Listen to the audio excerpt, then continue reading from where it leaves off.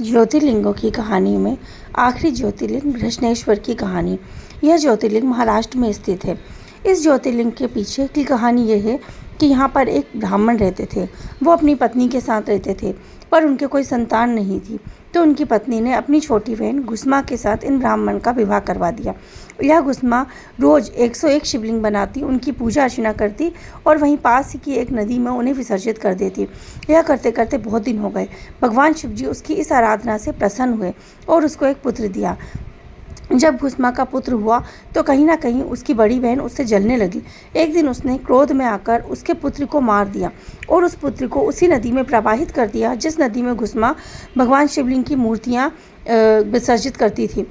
भगवान की इतनी आराधना करती थी वो कि उसने इसके बाद भी भगवान की भक्ति नहीं छोड़ी और भगवान पर पूरा भरोसा रख के रोज़ की तरह शिवलिंग बनाई और उसे उसी नदी में प्रवाहित करने चली गई। जब वो नदी में शिवलिंग को प्रवाहित करने गई तो उसने देखा कि उसका पुत्र उसकी तरफ आ रहा है। उसने अपने पुत्र को उठा लिया और भगवान शिव जी की आराधना की और उन्हें धन्यवाद कहा। भगवान शिव जी उसी समय उसकी भक्ति से इतने प्रसन्न हुए कि उसी समय वहाँ प्रकट हो गए और घुसमा को अपनी बड़ी बहन के बारे में सब कुछ बताया कि उसकी बड़ी बहन ने ही उसके पुत्र को इस तरह से मारकर नदी में प्रवाहित कर दिया था।